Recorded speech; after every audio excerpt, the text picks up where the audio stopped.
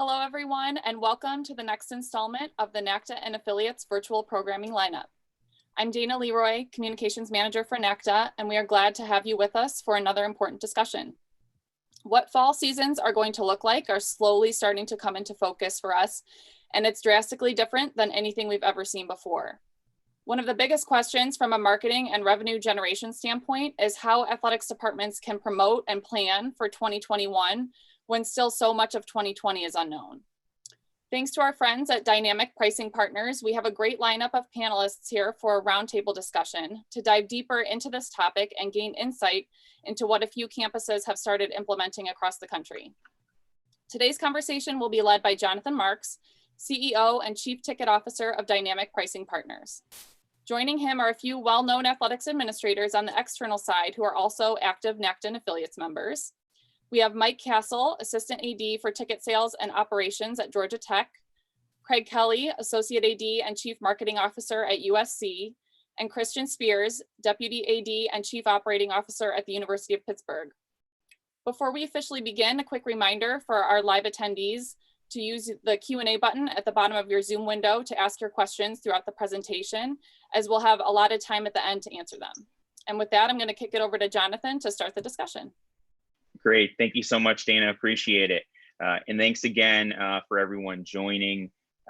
Mike Castle from Georgia Tech, Christian Spears from University of Pittsburgh, and Craig Kelley from USC. Really appreciate the topic here. And I know revenue generation is on the minds of really all colleges and universities across the country. So just to kick it off here and start with Craig, how are you managing fan expectations right now in what is likely to be, really a multi-season reduced capacity situation? What are you doing, whether it's as far as ticketing standpoint? I know football is going to be very challenging, and then even getting into basketball and some of the other sports.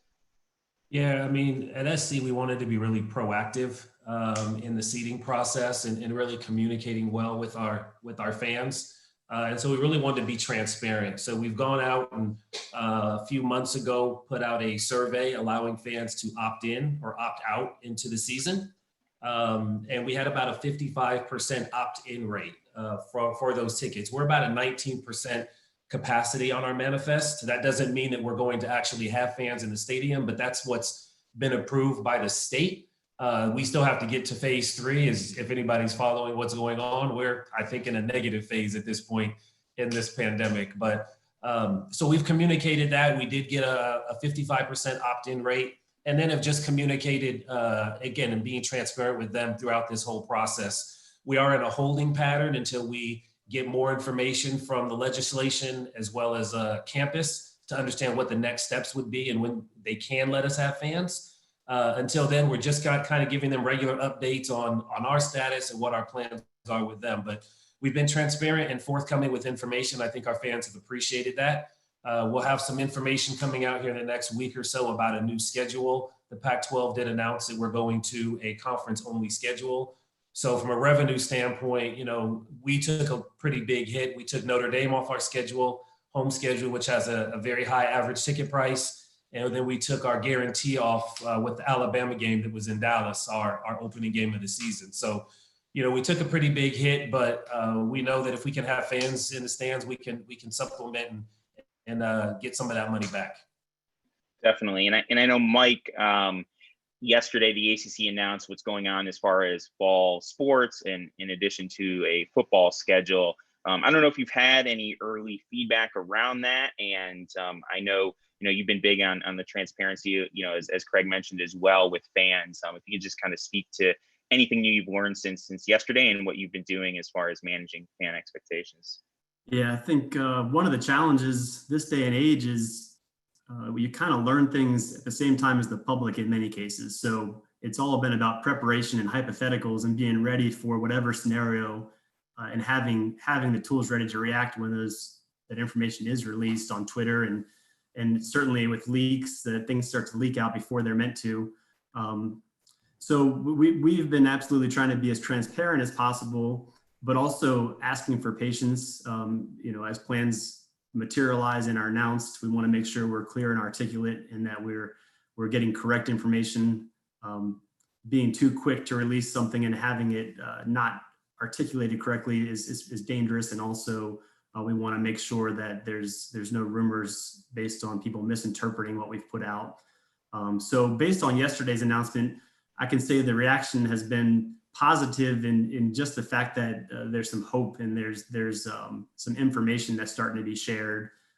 There's still a lot of unknowns, but we are being as transparent as possible.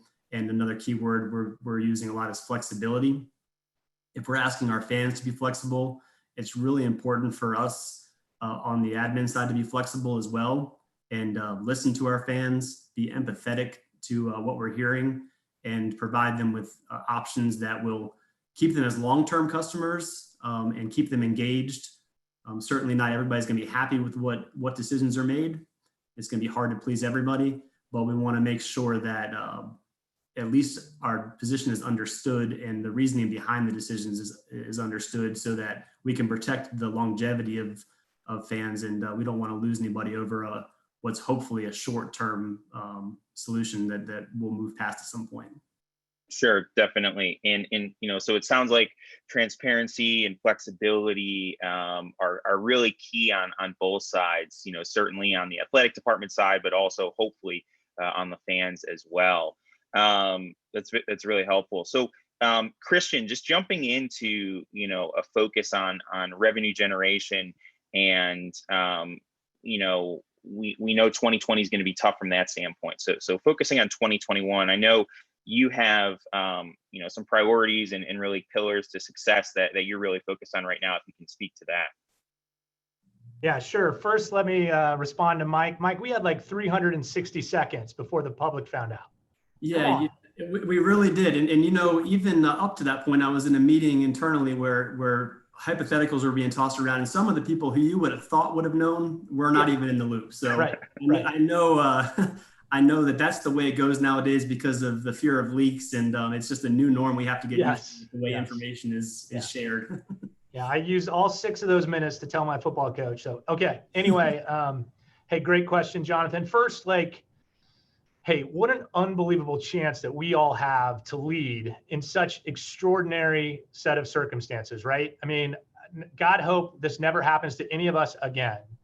And I know this has impacted many of our families. I know it's impacted my family personally. And I don't want to appear tone deaf to those impacts for all of us. But at the same time, someone needs to fill the void here and help make sure our student athletes are whole, make sure our coaches are whole, make sure our departments are whole. This is a very difficult time in the history of our enterprise. So really appreciate everyone's hard work, trying to figure out how to make this thing go. Each and every one of you on this call, I hope you get something out of today because we need you to be great. All right, that said, so we focused on 5 things, and I hope this helps, right?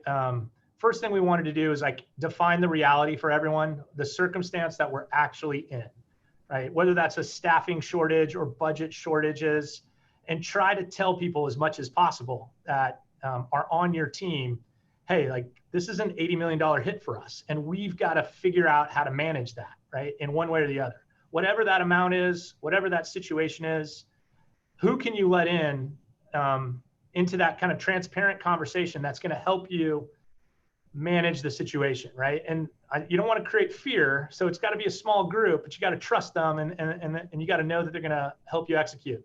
You got to define the priorities. So for us, the priorities, because of the situation, was we had to create some close the gap revenue shortfalls, right? So I actually themed it, close the gap initiatives. What are the things that we're going to do that are going to shrink our revenue shortfalls? Then you got to discuss those strategies with your team, right? So a simple strategy is touchless, contactless, paperless, cashless. What are the strategies around those things, the actual initiatives that we're going to do to generate revenue based on these new expectations that people have, right? So that was the 4th thing, define and create and develop those initiatives. A mobile pass.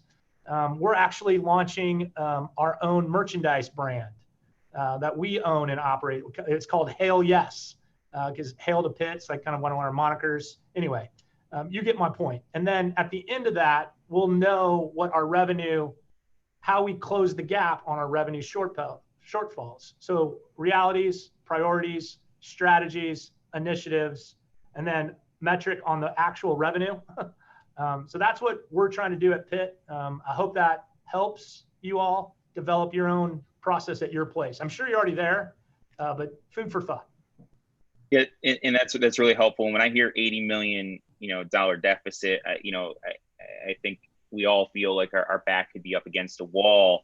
But knowing that, you have those other pillars to lean on ultimately can help you get there. And like you said, close the gap. So, Mike, I don't know if you can touch on what you've done at Georgia Tech as far as, or what the foundation side has done on the Swarm initiative, and really speak to, trying to generate revenue, even if it's not coming from tickets right now.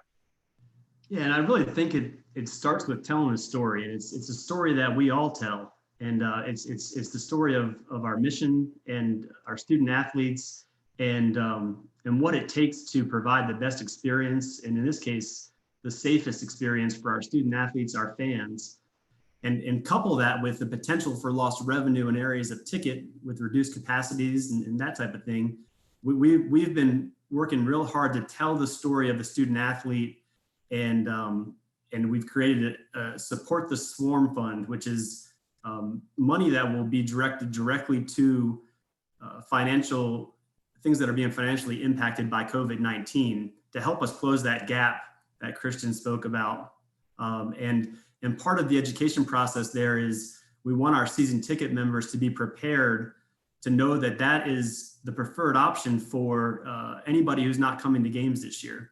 Whether it's because you can't attend for health reasons or financial reasons, or if there's just not enough room for everybody, we want people to feel like that's a no-brainer to take the money from their tickets and their donations associated with seats and turn it over to the Support the Swarm Fund to help us retain that money for this fiscal year. We also have the option of rolling your payments into next year's season tickets, which is certainly a fine option and one that many will take advantage of.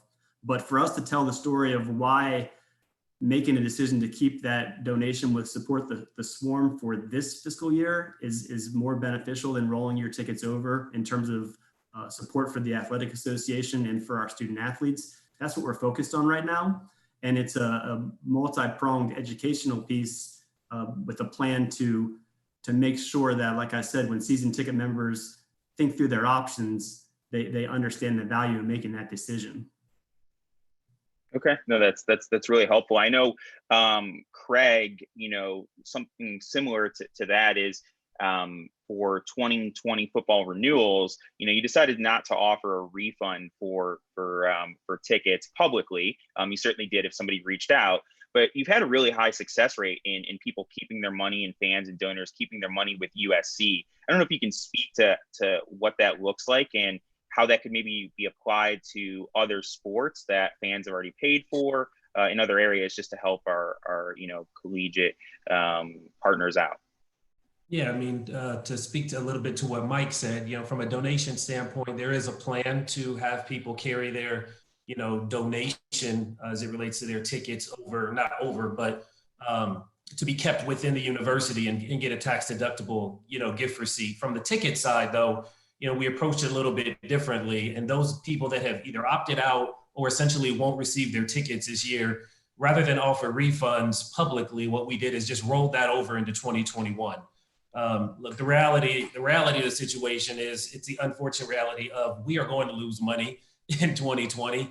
And how do we set ourselves up for 2021? And so, we've kind of taken the stance of kind of resetting and taking a look at the business model and figure out what makes the most sense for us in 2020 and how we can best, drive revenue, but also focus on 2021 and beyond. And so resetting the business model, really focusing on that, taking a look at our budget and reallocating funds. So whether it's, we're not selling tickets, but what we can do is create fan engagement that ultimately will drive ticket revenue in 2021 and beyond. And so that's a really big focus for ours, is reallocating funds in ways that, we have not explored in recent years, may not have tried, a mobile app, which is something that we chose to go away from this year, but it's something now that we're trying to, look to push forward. Everybody's got creative ideas from drive-in, the drive-in movie theaters. We're talking about drive-in, football games and having that tailgate experience in your car. And so we've had those preliminary conversations. But we also need to remember where we came from and what made us successful too. So when 2021 does come back around, we don't necessarily have to reinvent the wheel, but we do need to understand that, what we've done in the past has been successful. There's some variation to that, but I think all in all, through this process, we're going to learn a lot. We're going to gain a lot of information, and we're going to be in a better place in 2021.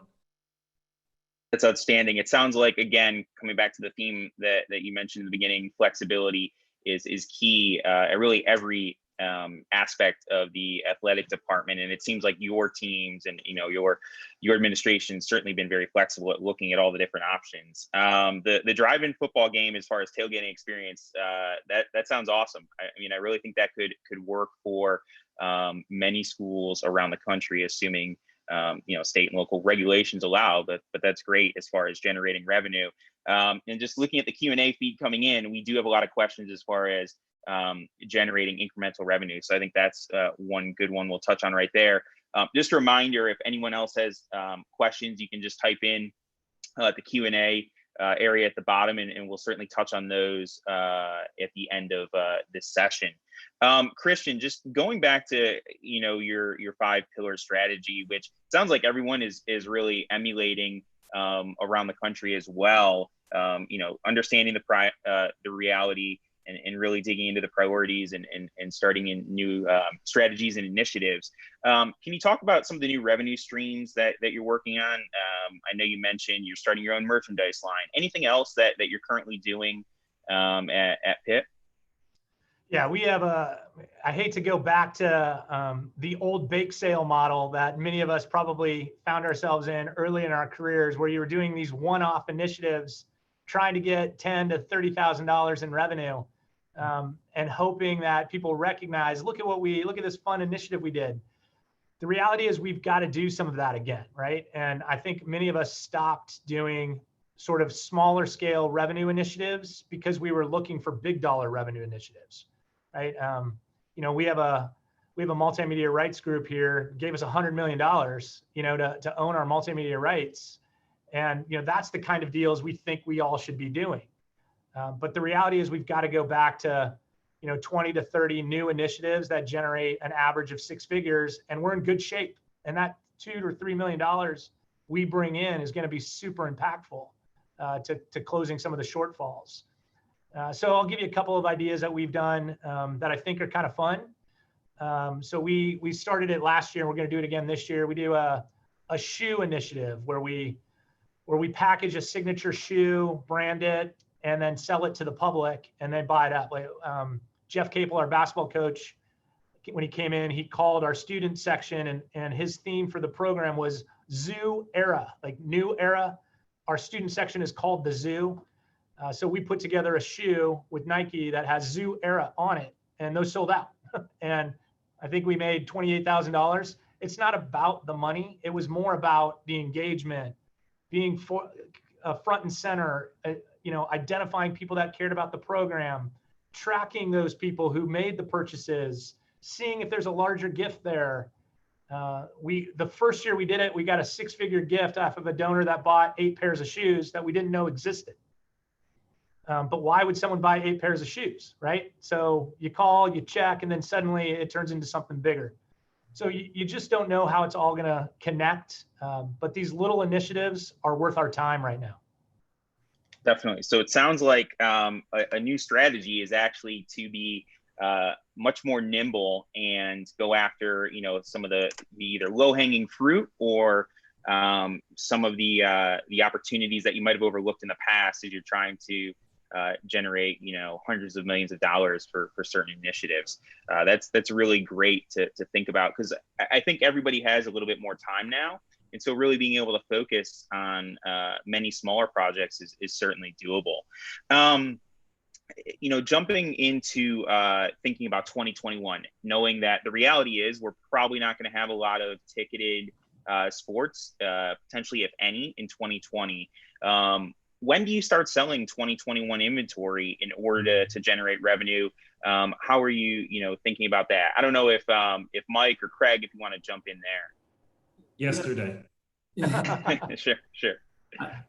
I think a key piece of it is what Christian mentioned with engagement, because even if you're not actively selling for that year, you've got to keep your pipeline filled and you have to keep people engaged. And with the smaller type initiatives that Christian mentioned, you're going to be able to engage people who might not have thousands of dollars to give, but maybe they give 25 or 50 or 100.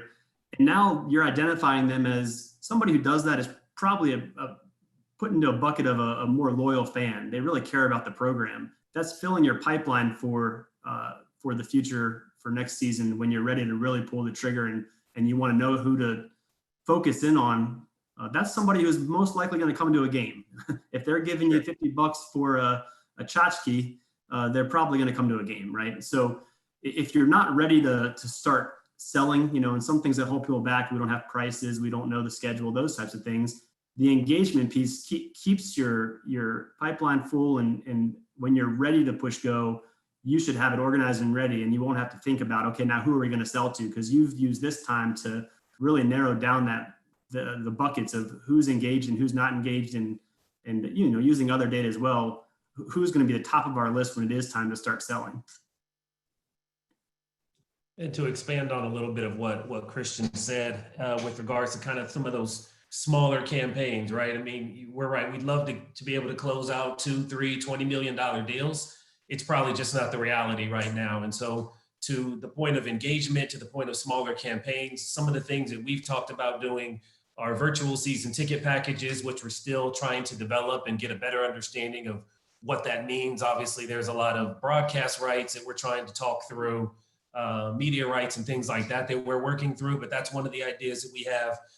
We have a merchandise subscription box, kind of similar to what Christian is doing, with merchandise being a focal point, but creating exclusive gear that fans can buy into. And whether we send that out monthly or bi-monthly, again, another way to keep them engaged, but another way to drive revenue. And you can expand that, right? It's not necessarily people you're trying to sell tickets to here in Los Angeles. That subscription box is national, if not worldwide, for USC, and be able to ship those packages all over the world. So there's opportunities there. And then, we all have our kids club, it's a small thing, but it can be so much more expansive. How much time do we really allow our staff to focus on something that might be a very small part of our business in reality, because you just want to start these kids off young, but can you expand it? What can you do with kids now that they're at home? Can you do things virtually with them at home?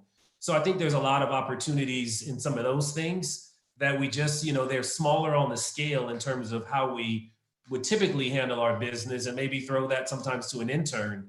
But maybe you take the next step and amp it up and find other ways to involve, reallocate your funds, and maybe spend a little bit more money on those types of things. That's awesome. It sounds like, a lot of these tools and initiatives, even on the smaller side, have already been looked at or even been done before. You just haven't been able to focus on them as much due to other obligations. So it sounds like even reviewing what you already have in place and really scaling it could just be don't want to say easy, but a quicker way to generate revenue. Hey, John, let me touch on something that Craig just said and that you actually started with the reallocation of budgets, right? And kind of reviewing that. We don't do this enough, where we ask each other what our budget situation is. Like, I have access to, it's called the admin budget. Markeisha has the marketing budget. Our athletics communication has the media relations budget. If we actually looked at our budgets together and made some strategy decisions, it would change the impact we could have on certain initiatives. But we get kind of myopic in, okay, this is my budget and I don't want it to get cut, or I know what I want to spend it on already. If we did a little bit of strategy on resource reallocation, gosh, we could do so much more. So I'd encourage you to ask those questions of the people you work with. How have you managed the budget impact? What are your priorities? Are they still the same? Is there a way that we can partner on some initiatives? And then, sometimes people have to make hard decisions too, right? And that you're not going to like. Try to see the bigger picture on why those decisions were made also. The cross collaboration, I think, is really key in working with the departments internally. You know, obviously development is a department that we work closely with normally, but I think there's so much more you can do from a data standpoint with them and sharing data, understanding the data with each other, and really trying to find ways to, again, engage with fans that you may not have touched in quite some time, evaluate your data. You know, every, 6 or 12 months, we go through a process of re-engaging with people who may not have opened up an email for 6 or 8 months, sometimes even 3 months, depending on what we're looking to do. But maybe, again, you take that a step farther, go back a little bit, maybe you open up to 2 years and find other ways to, again, engage, because you have that platform now in this virtual world. They don't have to come to your venue to touch them. You can now bring them to you through some of the things that you can do virtually. That's awesome. I know, Craig, you've talked and have been big on the reallocation of funds internally. As you mentioned, you're not spending money on game days, or you might not spend money on the game day atmosphere anymore. So you can certainly reallocate that. And Christian, I know, in the past you mentioned you recently took a group internally that was part of the athletic department, and I think moved them to another group on the school side, just to make sure that, they were still employed, but also just, reallocating the budget. So I think that's extremely important. Moving back a little bit on the ticketing side of things, Craig, you said yesterday we should start selling 2021. I guess, can you elaborate on how you're going about that, or how you're thinking about that? I think Mike touched on a really important point where lead generation is really valuable right now. If you have somebody that's willing to buy a $50 hat, and they know the hat's only worth $20, so the other 30 is a donation, whatever it is, they're probably going to want to attend a game or an event when events are back. I guess maybe if you can speak to that. Yeah, I mean, I kind of touched on it, and using, relationships and partnerships, like we have with your company, and really diving into exactly what people are looking for, what types of tickets they're looking for, but also, again, finding the low-hanging fruit and setting yourself up for those engagements. And by allowing ourselves to roll over credits towards 2021, we've got a couple thousand people that I don't necessarily have to talk to per se next year. Instead, I can focus our funds and our resources on going after some new fans. Well, in order to find those new fans, I've got to do the legwork in the beginning. And this is where we talk about, we've talked about resetting our goals, resetting how we, find those new fans, and using the data to work for us. And I think it's important to take a look at not only internally what you do, but talk to your partners around the country, or the partners that you have, whether it's your ticketing partner, whether it's someone like you yourself, Jonathan, and dynamic pricing partners, to get them to, push the envelope. What am I missing? What have I missed over the last year or two? I've been so focused on these 1 or 2 initiatives. How can you help me right now? And I think pushing our partners to be helpful at this time is critical to that success. And so we're talking to every single one of our partners. We just launched our website yesterday, and that was a big part of what we do in terms of converting fans from that engagement and content on the site into ticket holders. That's a big part of what we do. So I know Jessica's on the call. Thank you for all your hard work on that one. But we're really focused on 2020, not really focused, but we're focused on 2021 by using the data that we have readily available to us to set us up for 2021. Awesome. I really think that's helpful, as you're, not shifting the focus entirely from 2020, but really looking deeply at what you might have overlooked in the past. I know, with many of our partners, historically, you've looked at the secondary market as a great way to generate leads. Obviously, there's not a lot of tickets selling right now anywhere. And so, thinking about the brand integrity and really focusing on how to make sure, if a ticket is $60 on USC or Georgia Tech or Pitt's website, how it maintains that brand. I don't know if anybody can speak to what you've done, whether it's in 2020 as far as really, consolidating or decreasing the amount of resellers that you work with, but really taking the brand back in-house to make sure that integrity is there. Yeah, I can speak on that. I think Craig used the word resetting, and there are quite a few opportunities this year to step back and reset One being a lot of folks are going to mobile tickets. And I know, just being a ticketing guy, that people have been talking about it for a long time and have never really been confident enough to do it. And this has given us a reason to say, hey, let's just go all in and do it. So a lot of people are moving to mobile tickets. And that's just one example of let's reset and set a new norm in that regard. Another would be how you manage your inventory for tickets that you sell. So over the years, the secondary market has evolved in a positive way, where more people can be involved and there's more players and there's more opportunity to price set your tickets based on data that's being collected that you never had before and customer information you never had before. But what has happened with many of the schools is we've fallen into a trap of our eyes have gotten real wide, and we've sold to a bunch of different people who are now reselling on the secondary market. And it's actually hurting our ability to control or maintain the pricing for our product. So when I talk about resetting, this year could be the perfect time to sit back and look at what percentage of your tickets are making it out on the secondary market, and at which point they're out of your control, and how is that affecting the pricing on the secondary market? Because if the secondary is oversaturated with tickets, the pricing is coming down, and in many times the pricing is lower than what the value of your ticket would be. And then that takes the control out of your hands and into the hands of other people who are now competing against each other to bring those prices down.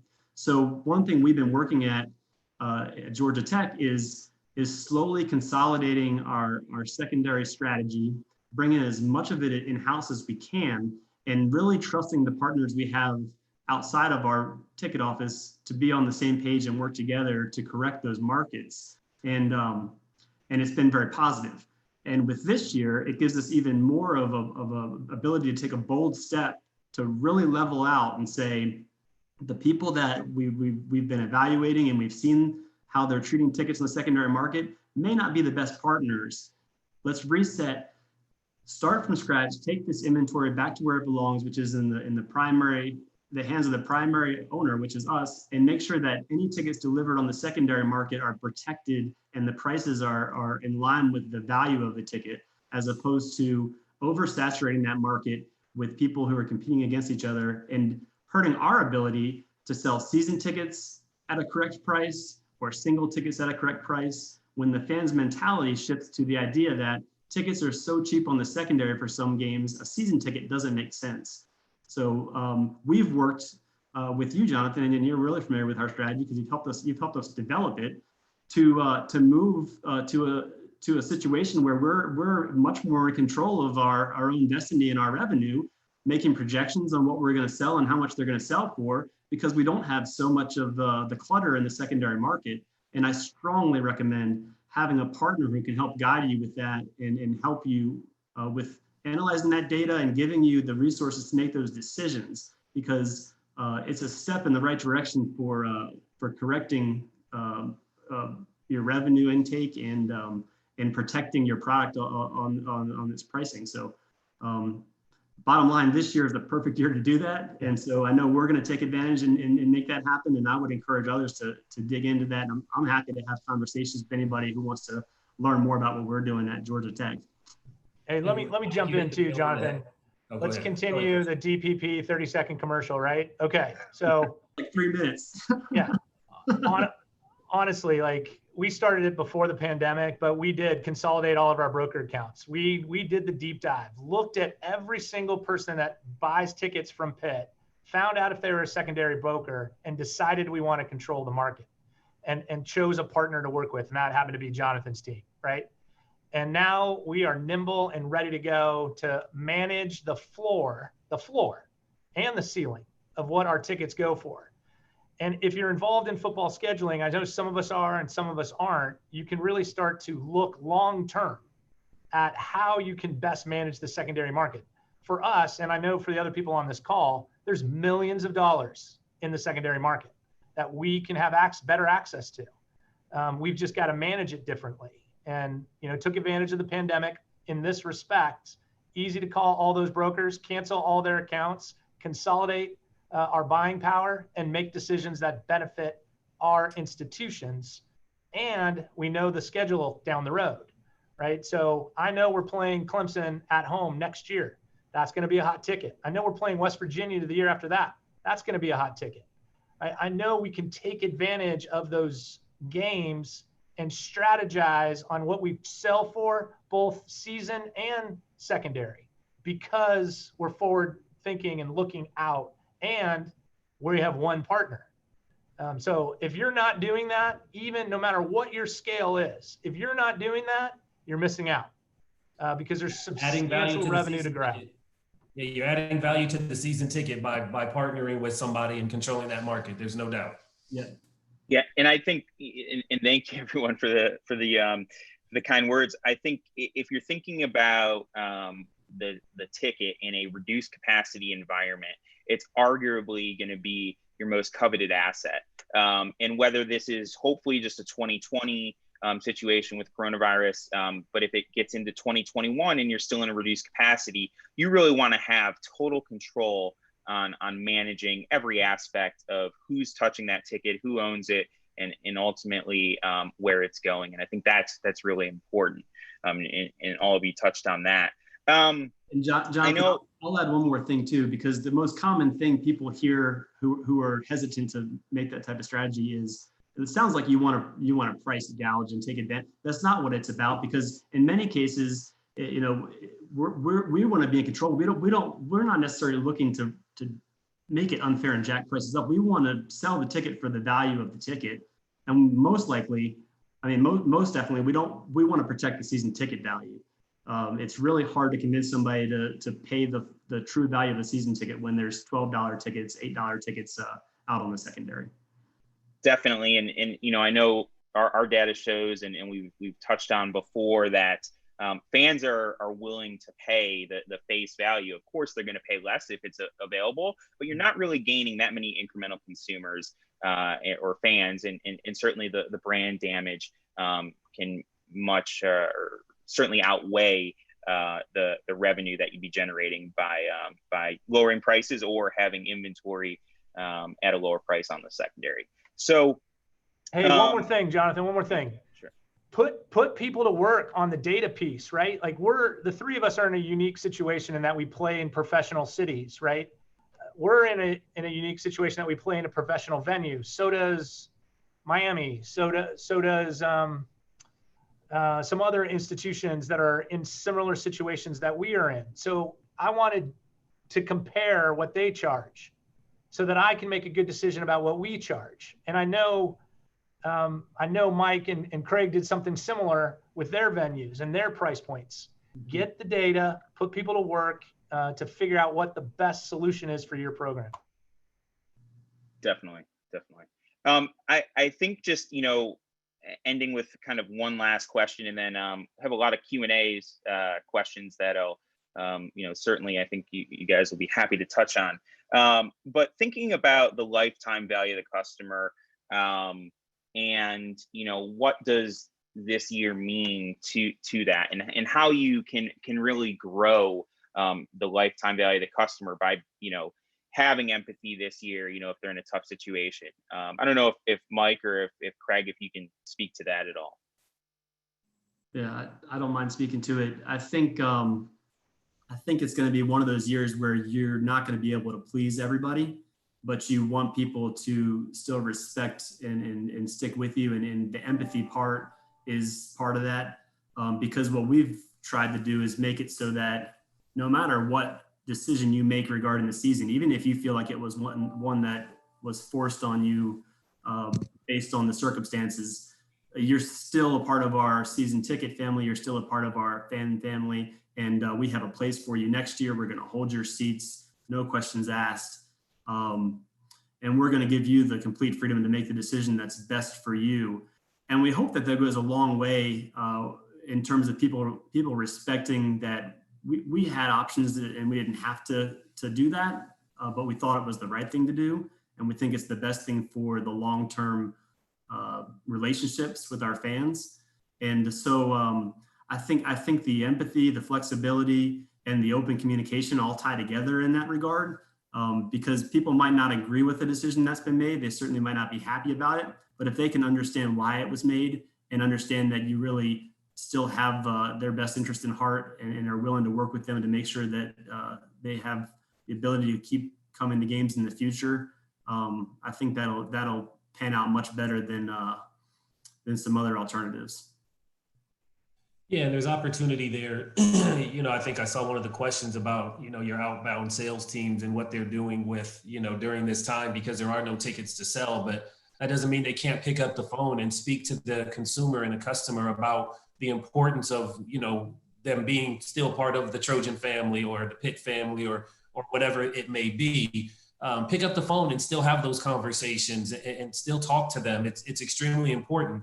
But along the lines of those sales teams, we're actually having them partner with our development office and focus on some other campaigns, some of the smaller campaigns that we might have going on. And so they can still pick up the phone and call donors that typically they, might not be allowed to call, but because of how our model has changed with the number of donors that we have, we're able to, allow them to pick up the phone and talk to customers about opportunities within becoming a higher member level or donating to a capital project or any other thing that we can come up with. We definitely, one of the key things for me is having a pretty large staff of 20 is I want to make sure that in December, when I need to go into 2021 and really focus, that I have all 20 members of my team.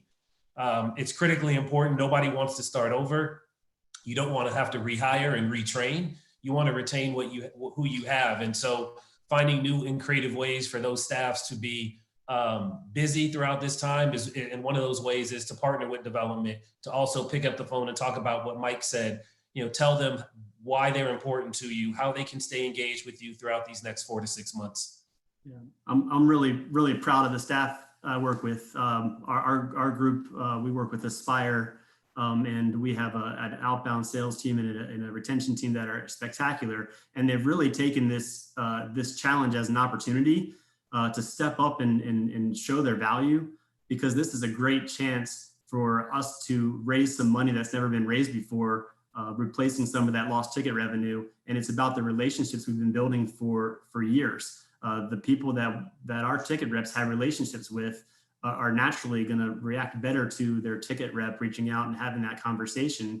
And Robert had asked a question about how we're using Aspire to help us through that process. And absolutely, we are we're managing it through our Salesforce instances and have a structure to it. But the touch points are really important, and the conversations are really important. And if you have the resources to do that, having your sales team start talking to customers that you're trying to retain and answer their questions and make sure they're clear on their options, and that's going to go a lot further than just sending an email out and hoping people read the email and respond. Definitely, and I think again, going back to having empathy, really just touching base with people. You never know, ultimately what will happen or what they'll decide to do. And love the idea, Craig, of having the sales team jump on and help out the foundation side of things to ultimately make connections with those fans. We have, and just a reminder to everyone, any questions, if you can just hit the Q&A at the bottom of your screen and type them in. We have multiple questions on, is anyone selling cardboard cutouts like we've seen in Major League Baseball? And I know, and really along with those lines, I think that's important to touch on, as well as, what else you're doing to generate revenue, but mainly from that donation or ticket rollover. Can you, almost make it seamless in one transaction, so the money's really never leaving your respective school systems? I don't know if anyone can speak to that at all. Well, I can speak to the cutouts. I do believe the the cutouts in football, for me, from my perspective, don't necessarily work as well as they do in baseball, because they've got that shot from behind the center field, and you can see people quite clearly. I don't necessarily know if it's the same for football. We do have some talks about hanging some banners, but not necessarily hanging them over the seats, but kind of in front of the seats. For if you were in the seats, you basically couldn't see the field because the banners would be hung straight up. So that would give you a little bit more visibility from a corporate sponsorship perspective, or even putting fans' faces there. But if we do cardboard cutouts, which some of my staff want to do, others do not, we're thinking of actually doing full life size and actually just putting them on the field where the camera can actually see them. We can charge, I think, a pretty significant price point because we do know what people feel about being on the field and being able to tell their people that they're on the field. I could do it by quarter, I could do it by half, I could do it by game. I think there's some creative ways to find new ways to generate revenue in that by breaking it up over a quarter or what have you. So we're investigating looking at something like that, but not necessarily putting them in the seats. I don't necessarily even want to do the work associated with having to put those things in the seats. We have 75,000 of those is not fun. Awesome. And I know, Craig, you mentioned potentially drive-in tailgating. Has anyone else, seen other, creative ideas? I love the idea of having them on the field. It makes a lot more sense for football. And like you said, people will probably be willing to pay more. Mike or Christian, I don't know if you're working on anything at Georgia Tech and Pitt at all. I haven't heard anything about the cardboard cutouts actually happening. I know it's been tossed around. It's a pretty popular buzz item right now in our industry. One thing we're doing, I don't know if it's related to what you're saying, but we have a contingent of fans who probably would be pretty upset they're not getting their hard tickets in the mail like usual. So we decided to proactively still order them their hard tickets and send them just a commemorative sheet. Now, expectedly, since we've done that, the schedule has changed, and so now it's going to be maybe even a cooler piece to get that. It's got the old original schedule and some things that have since changed. So we expect that once those hit, people will start talking about them on the fan boards and social media. So one thing we're thinking of is offering those up for a thank you for donors. So more of a transactional donation of if you donate so much, you'll get you can have a commemorative collectible art ticket sheet. So nothing super out of the box, but something small that would help hopefully bring in some revenue, but also that engagement with the fans who can throw down $30, but don't really want to give $30,000. Yeah, I think as everyone's mentioned, being thinking small and being nimble is extremely important right now because that $30, times X amount of fans is certainly meaningful. And I think, fans want every opportunity to certainly engage with their respective schools. I had a fun one that came up just the other day. So first, we play in an NFL venue, as most of you know, Heinz Field. The NFL has taken the first 8 rows for social distancing. So we're working with the Steelers on how do we take advantage of whatever you guys do in those first 8 rows, we get to do from a corporate sponsorship standpoint. So that's a nice value add that might generate some revenue that otherwise wouldn't be available. But the idea, we oversee the band in our athletic program. I know some of us do, some of us don't. A young band alum who always was engaging, and when she was a band member, called me and said, could we do the cutout thing that I'm seeing? Can the band kids all be represented? I think I can get every band parent to buy their sons or daughters cutouts. And would you be willing to support that, Christian? And I was like, hey, that is a tremendous idea. And we're not going to be able to have our band in the stands, but if we can have them, cardboard cutout in the stand, that might be a kind of a nice win. That one's not necessarily about the revenue. It's more about the goodwill towards the people that work really hard to make our environment special. But there will be revenue there too. So I like that idea, and I'm going to try to push that one. Awesome. Next question, just kind of more on the technical side of things. Mike, I don't know if you know the tax implications of turning, or Craig or Christian, of turning the ticket funds into a donation. I assume it's just the same tax implications as if it were a donation? Correct. And I'm not a tax attorney, but as far as I understand, and I always tell people, check with your own tax advisor. As far as I understand, because there's nothing associated with the seat or ticket, the money that may have been before, like our per seat donation, as soon as it's turned into a pure donation with no strings attached to seats, it would be treated just like any other gift. Sure. I want to touch on pricing here, and knowing that many whether it's a college or university or pro teams have really eliminated the season ticket or are going with single game only, based on certain priority, however they dictate.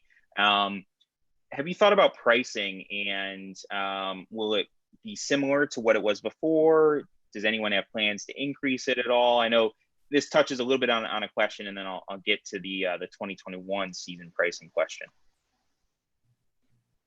You're asking if we've talked about pricing for 2021? Or I guess, no, more so for 2020 in an environment where it's reduced capacity, and say you get rid of season tickets, or you go single game only. Would you expect pricing to remain the same, or do you have plans to increase it, decrease it to, just based on the potential schedule you may have? Yeah, I mean, ours are season tickets, and that's the only opportunity to be part of the season this year is to have a season ticket. We have enough season ticket holders to cover the amount of seats that we actually will be able to fill. So we won't be selling any other inventory other than what's available to our season ticket holders. Got it. We're selling as season tickets as well, and we're taking into account the reduction from a 7-game home slate to 5, and then also a shift of opponents. So, there's the weighing out of capacity, and then the opponents. I mean, we've got a really strong schedule now, even though it's sure teams. So our price may adjust, but it would take into account all the same factors we do any other time we set pricing. Jonathan, sure. We're similar season tickets and have more capacity or less capacity than season ticket holders, just like USC and I'm sure Georgia Tech. The one strategy that we have an opportunity on is the allocation we make to visiting teams. So we're contractually obligated in the ACC to a certain amount. That amount is not going to travel this year. I just know it. Mm-hmm. So that is unallocated. It isn't in the best location. However, if we put that on the secondary and social distancing groups, I think we're going to generate some revenue out of it. So that's the one strategy I think we all might have, sure. Depending on how we manage our visiting team allotments. And do you think any of your team, your visiting team tickets will be used when you come to Georgia Tech? So I can start selling those now, or do you? That's the problem with having you on this call. Okay, so if anybody has, I guess actually another question just came in. Probably have time for these last two questions here. 2021 pricing. How are you thinking about that? Are you freezing pricing? Will it mirror historically what your 2019 pricing look like? Is you most likely have similar opponents? Is anyone thinking about that, or have fully priced it yet? Yeah, we actually go from 6-game season to a 7-game season next year. So we are in this dilemma of, do we increase prices at a time where it's probably not ideal, but you're also just leaving a significant amount of money on the table if you don't, because I don't think that, by raising the prices $30 or $40 is a reason for someone to, back out of their season ticket. But you also want to be understanding of the situation and the climate that we're in. So one of the things that we've talked about is those people that have rolled their money over into a credit to 2021 is not to increase their particular price because of the loyalty that they've shown, and then increase the price for those people that may have taken their money back as a refund or any new business. So we're working through that, but more than likely, I think we're going to end up staying firm, just given that it's probably just the right thing to do, given the climate that we're in right now.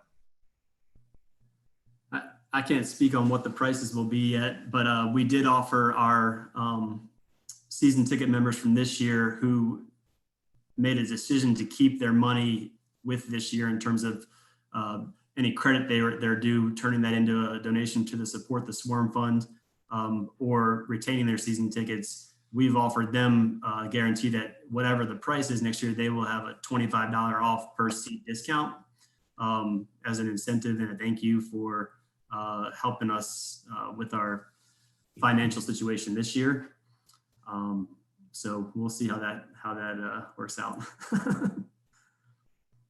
Awesome.